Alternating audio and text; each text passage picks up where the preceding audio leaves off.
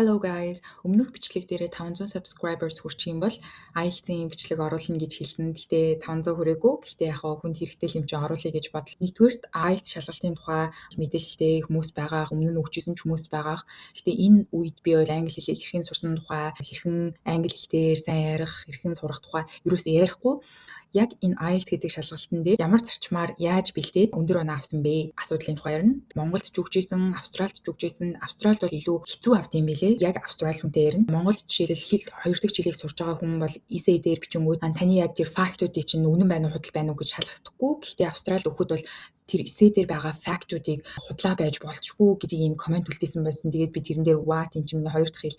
Яагаад тэр үнэн байна уу, худлаа байна уу, акцент өгсөн юм бол тэр аюу сонирхолтой санагдчихсэн. Гэхдээ адилхан 7 оноо авсан. Өмнө нь би IELTS өгөөд 5 ононоос салдаггүй байсан. Багш сургалтын төвүүдээр зөндөө явж байгаа. Гэхдээ сүүлд өөрөө бэлдэж агаад яг 7 оноо авч ирсэн. Нэгдүгээр тийм бол хүмүүсийн мэдтгүү зүйлийг би одоо та хэдэд яг хэлж өгч байгаа. Эхлээд IELTS гэдэг чинь өөрөө шалгалт чинь тодорхой хэмжээний бэлтгэл хангагдах ёстой, тактик байх ёстой. IELTS чинь өөрөө энэ British Council-аас гаргадаг. Тэгээ Cambridge-ийн номнуудаар ихэнхдээ хүмүүс бэлддэг шүү дээ. Cambridge 1 2 3 4. Тэгээ одоо баг сүүлд 16 гарсан байсан баг. Одоо баг 17, 18 гарч байгаа. Би бол 16-аас нь яг хамгийн сүүлд шалгалт өгөхдөө бэлдэжсэн. IELTS-ийг яаж хэрхэн бэлтгээ мэдэхгүй байгаа хүмүүст гэж хэлэхэд хамгийн түрүүнд official бүр албан ёсны IELTS-ийг өгдөг тийм материалуудыг бэлдэх ёстой. Түүнээс бол өөр хин нэгний сургалт биш, өөр хин нэгэн хүмүүсийн IELTS зохиосон үг биш.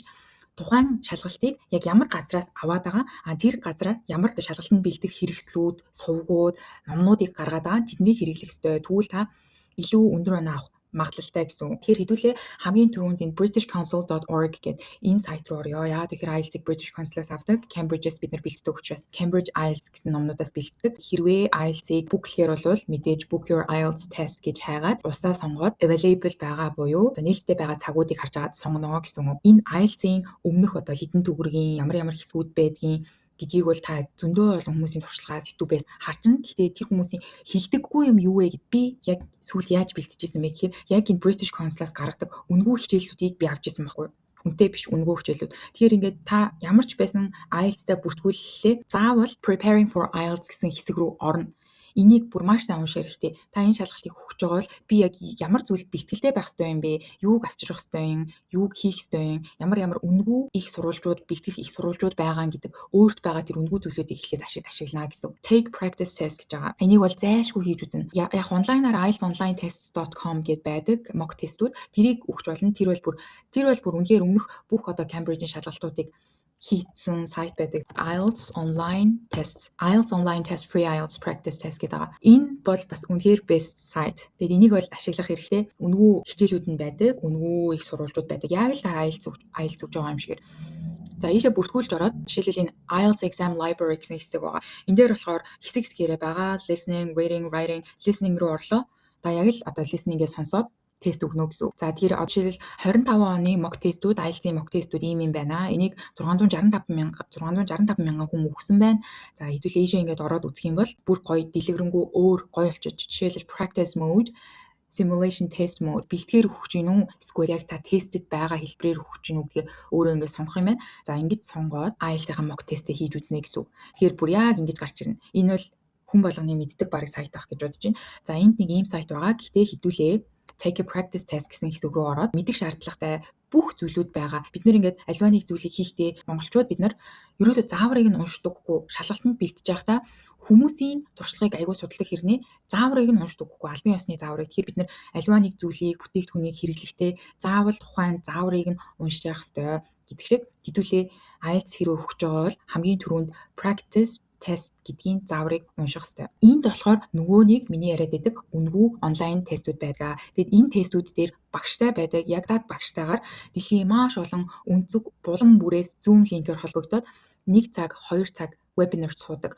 Тэр вебинар яадаг вэ гэхээр IELTS-ийн writing хэсэг дээр танаас яг юу шалгадаг, үйлдвэрийн бүтээцэг ямар байдаг, listening дээр яг юу та сонсох ёстой. Ихэнхдээ бид reading, writing хоёр буюу академик чадвар дээр илүү бага оноо авдаг хүмүүс яагаад гэхээр сонсгол, ярих чадвар маш хурдан сайжирдаг. Гэхдээ эсвэргээрээ монгол хүмүүс илүү яриан дээрээ муу оноо авдаг. Хэдүүлээ энэ free online IELTS listening practice test гэж орж үзье. За энийг ч гэсэн заавал ингээд сонсож унших ёстой. What topics can you expect in your IELTS listening? За ингээд 30 минут өгдөг бла бла бла бла энийг ингээд унших ёстой. За ийм хэсгүүд байдаг. За эднийг бүгдийг таны унших ёстой хэсгүүд шүү. Connect with us гэдгийн доор албан ёсны сошиал хаягууд нь байдаг. Тэгээ Facebook руу ороод харах юм бол за энэ ингээд Take IELTS official гэдэг албан ёсных нь пэйж хуудас байгаа. За энэ албан ёсны пэйж хуудас дээр ийм YouTube бичлэгүүд байгаа. Эднийг бас уншаа. Энд жишээлбэл speaking part 2 make difference гэдэг. За энийг бид нар бас заавал унших хэрэгтэй. За хамгийн гол зүйл нь миний хэлэх гээд байгаа зүйл юу вэ гэхээр нөгөө хичээлгээд үзсэн шүү дээ. Идиомод орж ирнэ. Ямар жишээлэл үгийг хэрэглэх хэрэгтэй юм бэ гэдэг ч юм уу те. Миний яг хэлэх гээд байгаа хичээл бол яг энэ байна. British Council-аас бол энэ Helen гэдэг энэ багш байнга заадаг IELTS-ийн тэр webinar хичээллүүдийг. Тэгээ энийг ингээд сонсоод үзэх юм бол Facebook live sessions гэж явж байгаа. Энэ бүртгүүлэгтээ хэдүүлээ комент хэсэг рүү орж байгаа. Sign up for free IELTS webinars гэдэг. Тэгээд ийшээгээ ингээд ороод оронгууд үнэгүй хичээлүүд нэгаа. За тэгээд үнэгүй хичээлүүд нь болохоор энэ яг энэ sign up now get ahead гэдэг. За энд бүртгүүлэх юм бол хэрвээ та премиумыг авах юм бол $170 үнэтэй гэж иттэй энэ миний mock testүүд за ийм 40 тестүүд багцсан байгаа.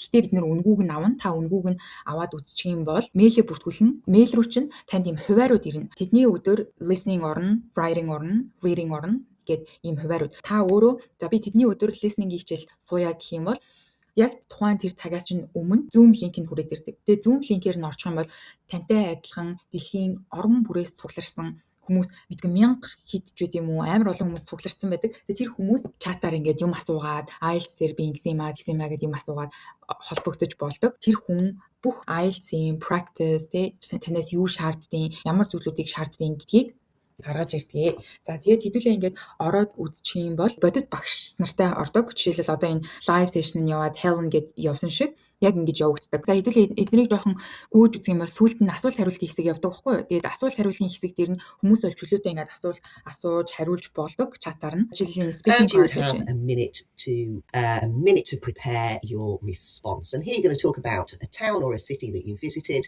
and you need to say where it is, why you went there, what you did there, and if you would recommend visiting it. Okay, so the prompts there, ideally you can use the present tense, the past tense and conditional. За тэгэхээр яг ингээд ямар цагуудыг ашиглаж хэлэх хэрэгтэй юм бэ? Чи энэ дээр за одоо цаг өнгөрсөн цагуудыг ашиглаж хэлж болно гэх мэтчлэн тийм заавруудыг өгдөгөө. Тэгээд дараа нь хариултуудыг өгдөг. За мөн хүмүүсийн асуултанд хариулаад явдаг. Тэгэд энийг суух юм бол ялангуяа writing-ийн хэсэг дээр нь бүр өгүүлбэрийн бүтэц болгоноор нь заадаг. Өгүүлбэрийн бүтцийг яг ингээд өнгөөр хавж агаад чи ямар үгийг ямар үед яаж синоним болгож одоо өөр үгээр орлуулах юм бэ?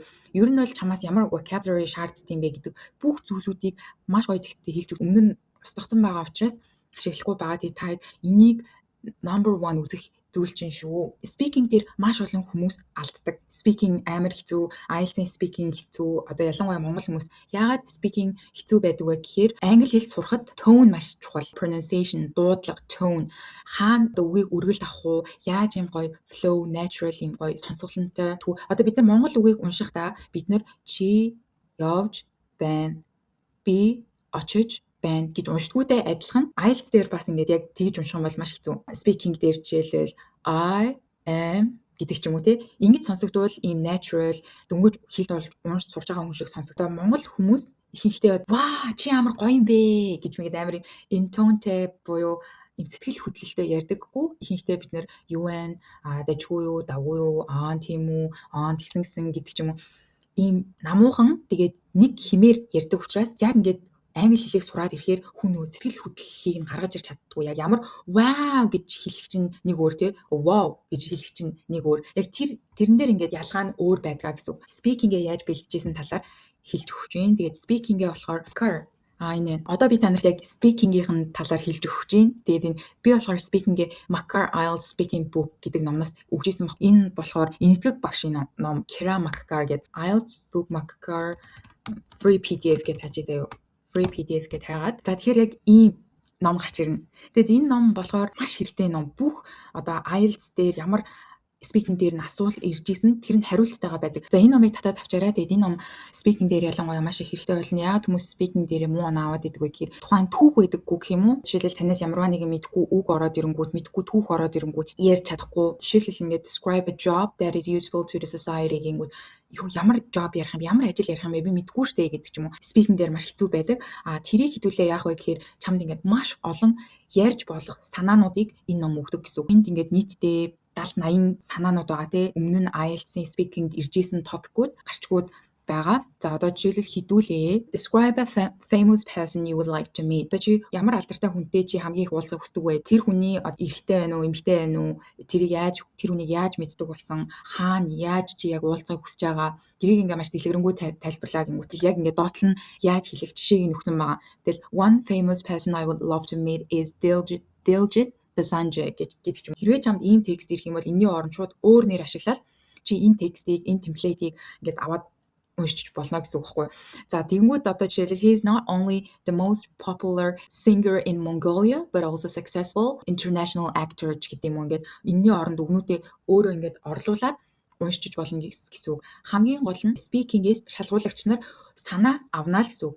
Тэний тийм ингээ яг худлаа яриад байна уу, үний яриад байна уу, тэр хүн байд юм уу, үгүй мүү гэдэг чинь тэр examiner-т бол ерөөсөө хамаагүй, тэр шалгагч нарт ерөөсөө хамаагүй.